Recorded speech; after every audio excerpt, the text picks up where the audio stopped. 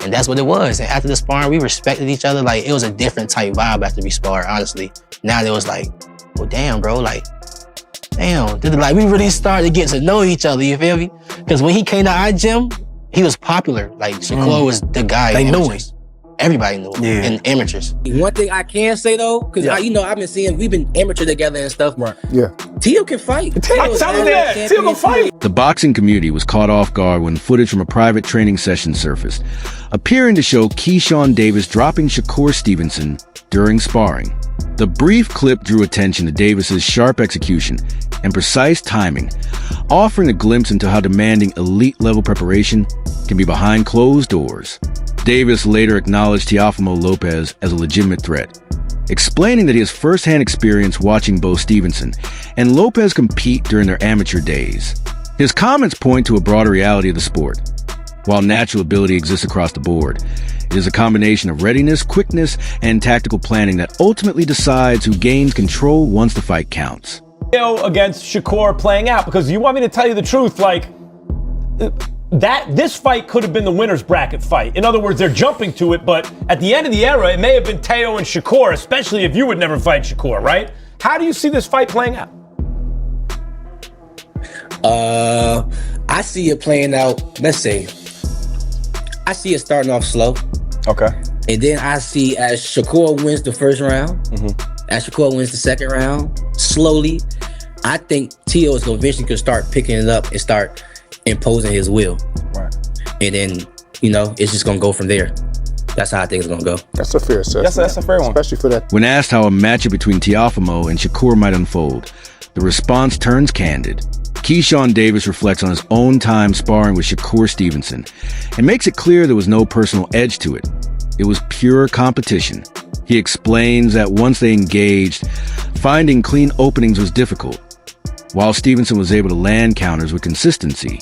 Even so, Davis chose not to back off, understanding that easing up in that environment would only put him at a disadvantage. The experience left a lasting impression, deepening his respect for Stevenson's abilities and reinforcing a key lesson. Maintaining pressure, concentration, and resolve is essential when facing someone of that caliber. Sparring day come, I'm confident. I'm knowing I'm about to go in here and beat him up, right?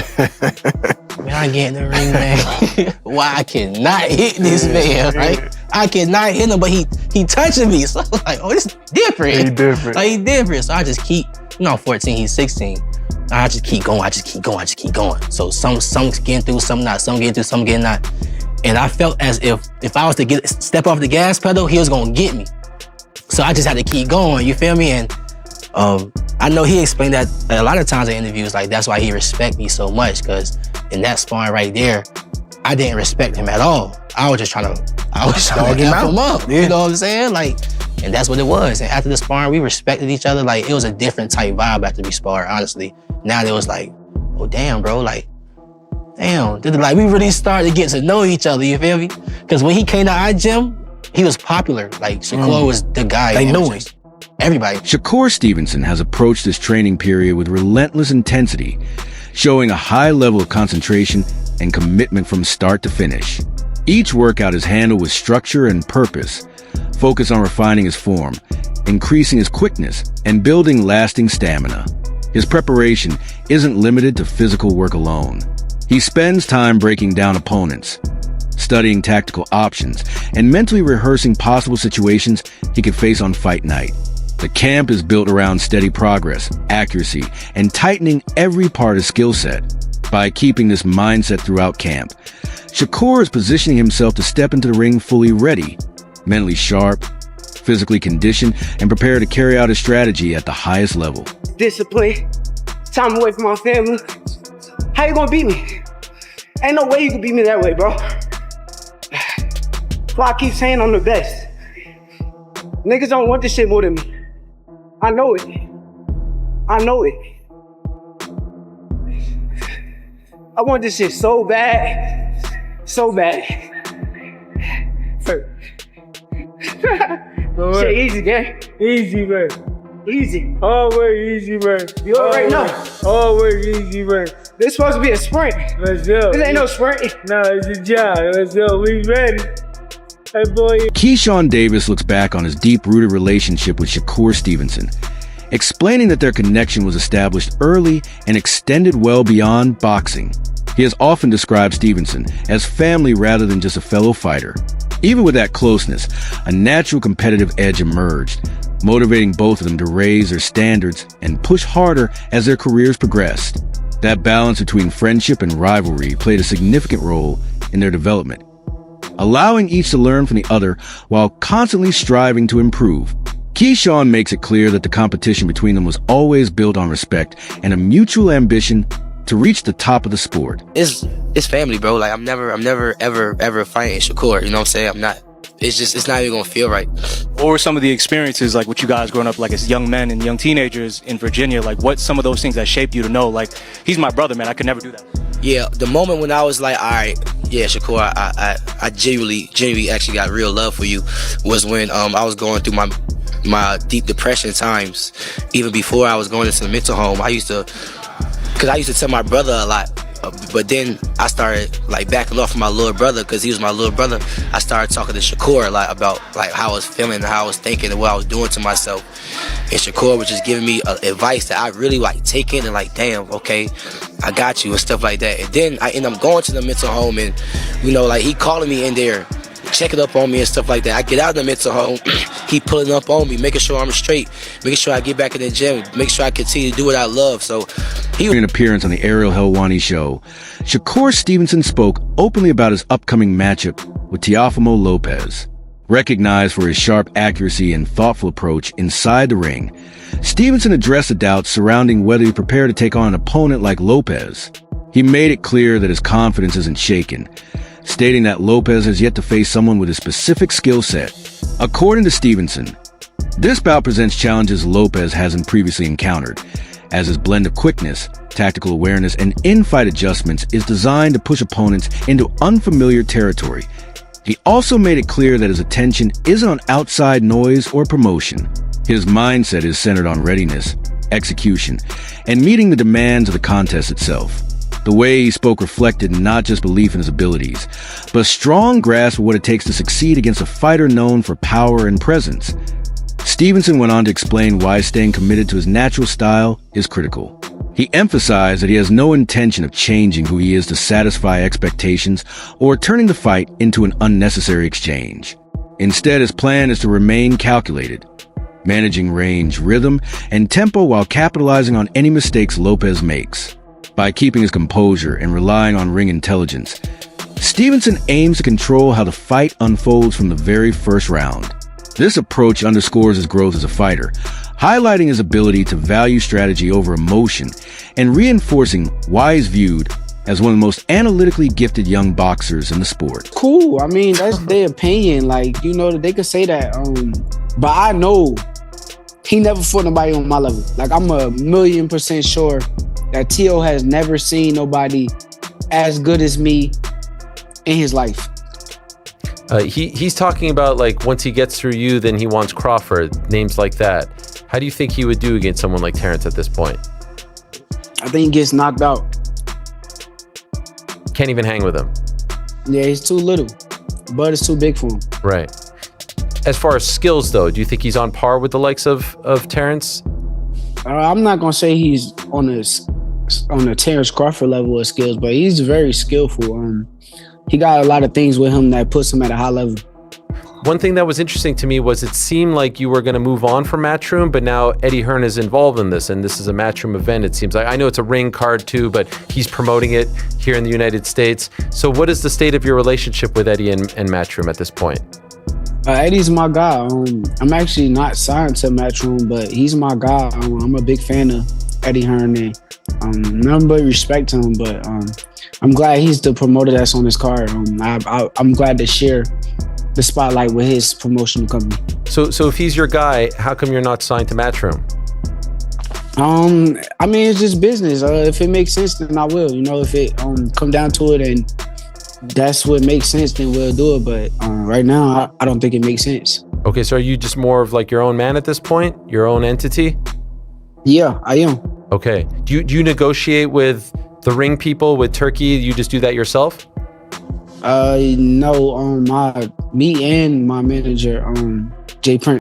Booz Ennis, a well-regarded voice in boxing analysis, shared his perspective on the Stevenson Lopez matchup and delivered a clear caution aimed at Teofimo Lopez.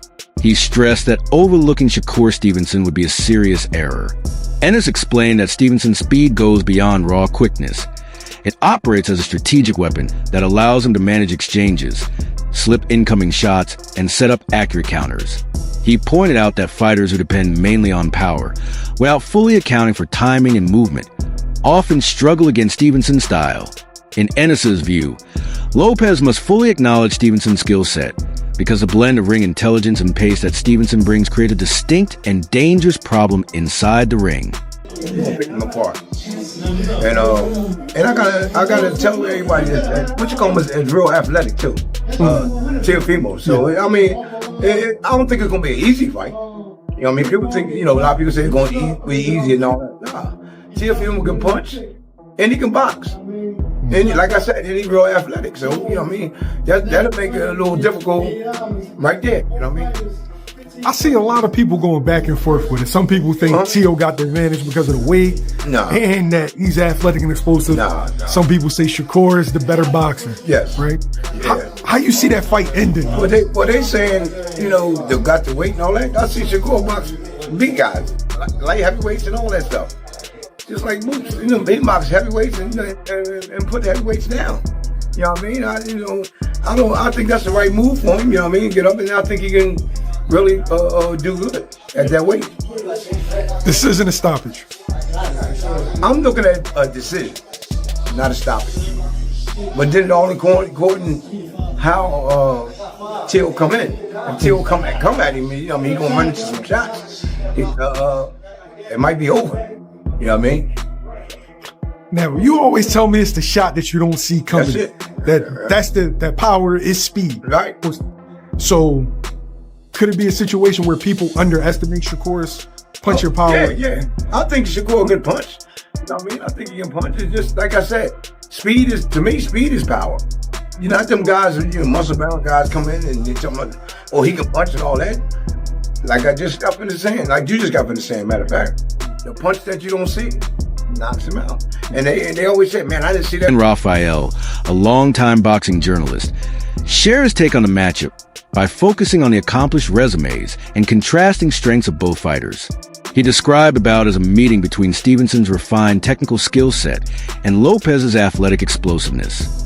Raphael pointed out that Lopez has the ability to shift momentum instantly with one clean strike, while Stevenson counters that threat with structure, high-level ring awareness, and elite defensive control. According to Raphael, those opposing qualities are what make the fight so intriguing, as either fighter's strengths could determine the direction of the contest depending on how the action unfolds. Teofimo has been a bona fide world champion in 2 divisions. He was the champion at lightweight. Had most of the belts, defeated Lomachenko. He did suffer the upset loss to Kambosos. There were some physical issues there that we didn't know about going into the fight, not to make excuses for him. But regardless, he came back and even though maybe he didn't shine and scintillate maybe in some of those fights after that, when it came time to step up and take on the champ, which was Josh Taylor, he shined in that fight. So when Teofimo is matched, in a big time opponent, he's delivered, and he's done it, a number of times. And, he looked really good against Taylor. And Shakur, by the way, similar thing. He's been flawless through his career. He may be not the most exciting at times, but Shakur Stevenson gets the job done. He has won titles from featherweight up to lightweight. When his back was against the wall, quote unquote, and everybody had big expectations, and he had a lot of pressure on him not to make it a boring fight and all that kind of business. What did he do in his last fight against William Zepeda? He stood in the pocket, he fought the guy, and he won handily. He shut him out, basically. He won like 10 rounds to 2. I mean, he fought a unification fight against Oscar Valdez, a fighter that, even though he might have been favored, thought maybe Oscar could do some damage because he was a good puncher and had a great amateur background and a great chin and all those types of things. And he went out there and he routed him also. I mean, so, these are 2 of the best young elite fighters in boxing. And their fight has been talked about for a long time. They spent most of their careers together at Top Rank, which was a fight. If you ever ask Bob Arum, he'll tell you that was a fight that Top Rank, down the road had their eye on at some point when they were going to be, closer in weight to each other. Because obviously Teofimo had started off, a little bit heavier than Shakur, but they would eventually catch up to each other. They're both Olympians, by the way. Teofimo he's American, but he fought for his parents' country of Honduras. In that same Olympic Games, it was Shakur Stevenson winning a silver medal for the United States. I mean, they have all kinds of accomplishment. I do think they have a healthy respect for each other. They know each other for all the years being at Top Rank events together. They fought on the same undercard twice when the main event was Terrence Crawford, who was obviously very close to Shakur, but Teofimo was on those shows also. So, and they're doing it in the right place. This is not a fight they're taking to a place that doesn't make sense.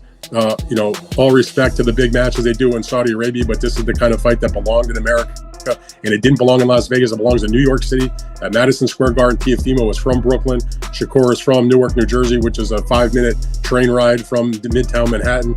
I mean, it's got everything you want to see.